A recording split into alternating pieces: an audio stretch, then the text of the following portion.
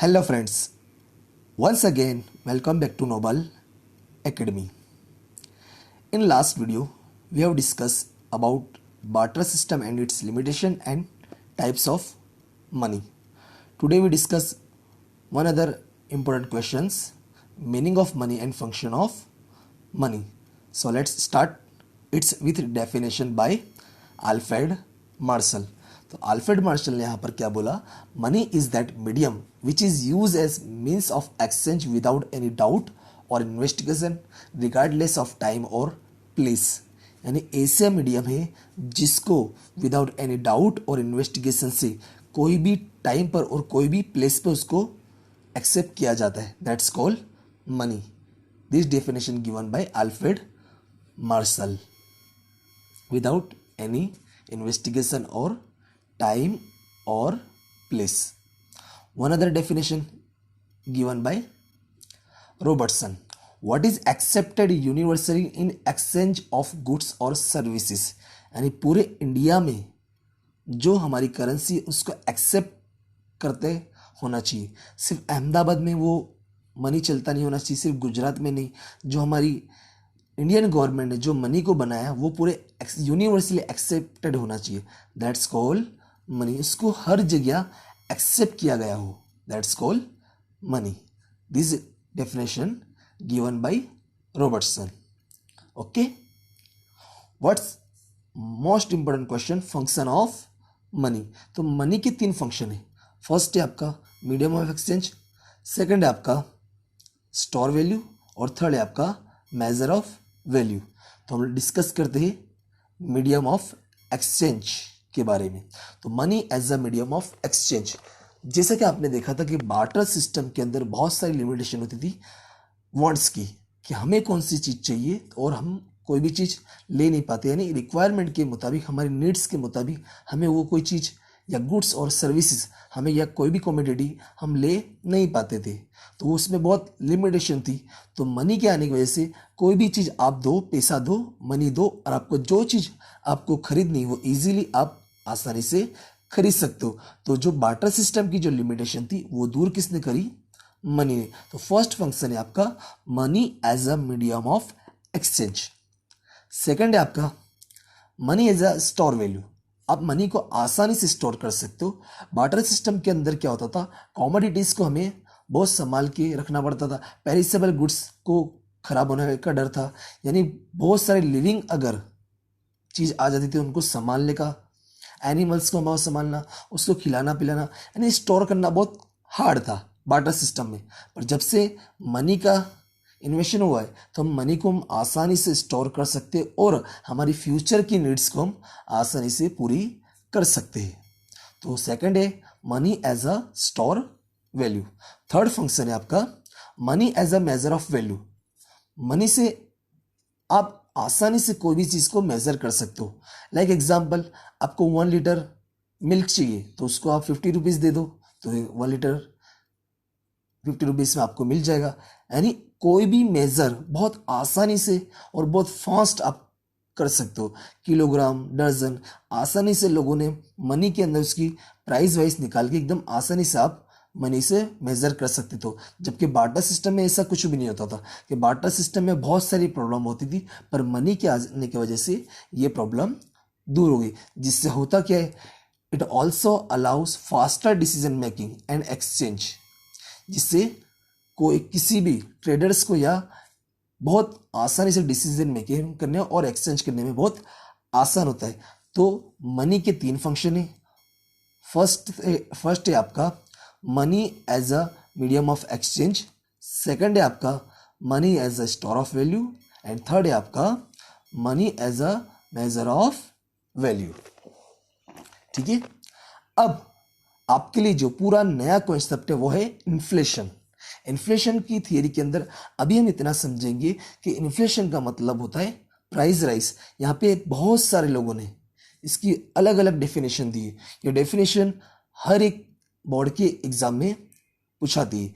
तो ये डेफिनेशन कुछ ज़्यादा ही 4-5 है, उसको अच्छी तरह से एक एक करके हम समझते कि इन्फ्लेशन का प्रॉपर मीनिंग किसे कहा जाता है, कि किस तरह लोगों ने इसकी अलग अलग डिफाइन बताई है. तो फर्स्ट बताइए, जनरल मीनिंग है आपका। In a simple sense inflation means rise in the general price level. Generally, people consider inflation to be rise in the process of goods and service, but economics give clear meaning of inflation. Economics ने हमें बहुत clear meaning दिया है। चलो हम देखते हैं, discuss करते। फर्स्ट आपको बताइए डॉक्टर एपी लर्नर ने, a situation of excess demand over supply of goods is called inflation. यानी मार्केट में सप्लाई कम है और डिमांड ज़्यादा है। वो तो आपको 11 में पढ़ गया है कि कोई भी चीज़ की जब डिमांड ज़्यादा होती है और सप्लाई कम होती है तब क्या रीज़न होता है, प्राइस राइज। तो हमने सिंपल सा देखा है कि सिंपल टर्म्स के मुताबिक कि प्राइस राइज ही हमारा इन्फ्लेशन है। ऐसा डॉक्टर एपी लर्नर ने क्या बोला, a situation of excess demand over supply of goods is called inflation by Dr. A.P. Lerner. One other by Dr. A.C. Pigou, inflation is said to occur when monetary income rises faster than real income। जब market के अंदर monetary income ज़्यादा है real income से, यानी black money आ जाता है, तो ब्लैक मनी से भी क्या होती है, प्राइस राइज हो जाती है। It is also situation of inflation by doctor A C Pigou. Inflation is said to occur when monetary income rises faster than real income. One other example, doctor J M Keynes, the real situation of inflation created with increase in money income beyond the level of the full employment of factors of production। Factor of production आपको पता है, land, labour, capital और entrepreneur.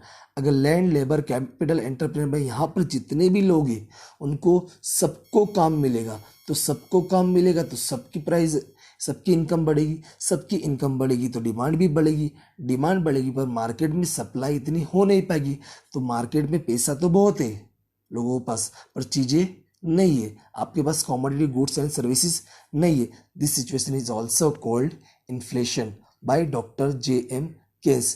तो अगर आपको बोले कि full employment वाली definition given by doctor J M Keynes.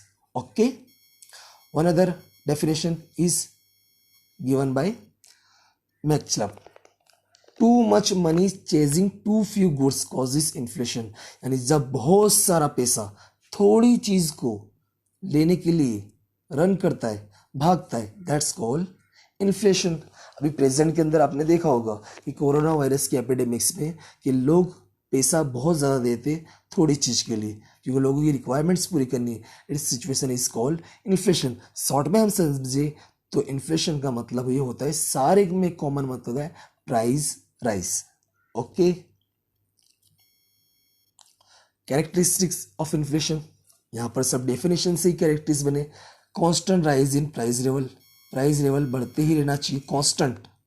Price rise in all sector of the economy like service sector, primary sector and secondary sector. सिर्फ वन सेक्टर में नहीं, ऑल सेक्टर्स में इसके प्राइस राइज होनी चाहिए।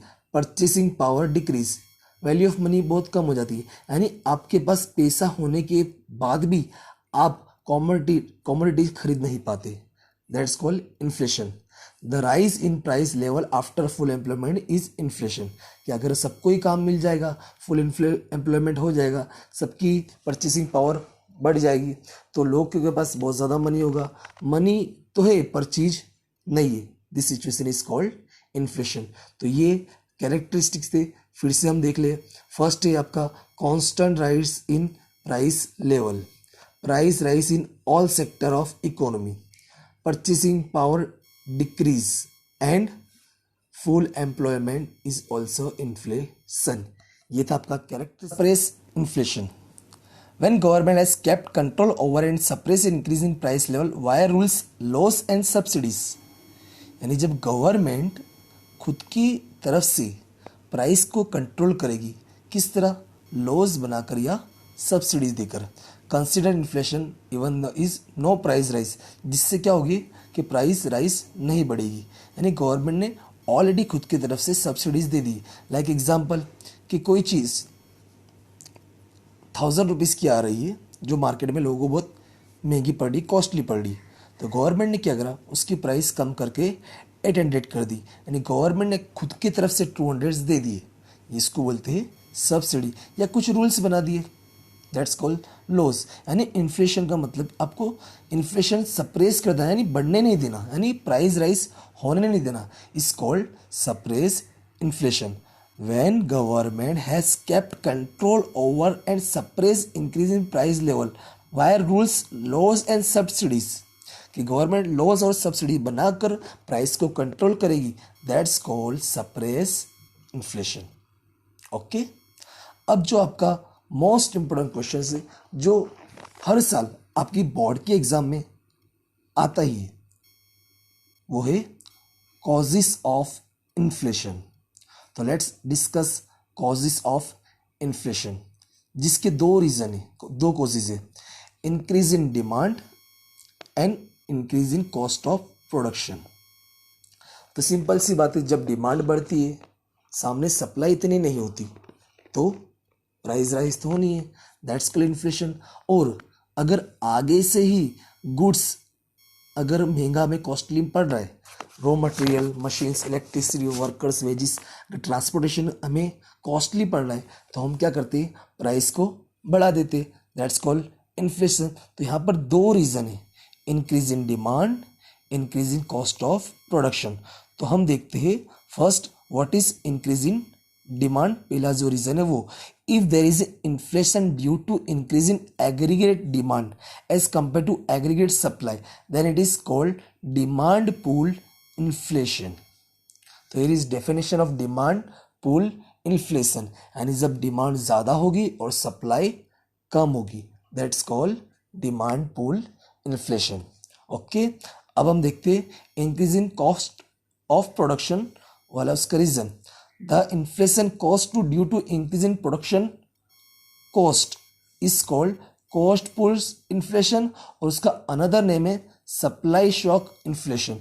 यानी जब रॉ मटेरियल हमें कॉस्टली आएगा, मशीन हमें महंगी पड़ेगी, इलेक्ट्रिसिटी, वर्कर्स को जो हम वेजेस दे रहे, ट्रांसपोर्टेशन कॉस्ट अगर हमें कॉस्टली पड़ेगा, तो सिंपल सी बात है, हम आगे से ही प्राइस को बढ़ा देंगे। यानी जब कॉस्ट बढ़ेगी तब प्राइस बढ़ेगी, दैट्स इज ऑल्सो इन्फ्लेशन। अब इसके एक एक करके हम इसके कॉजेस देखते, इंक्रीज इन डिमांड के अंदर और increase in cost of production.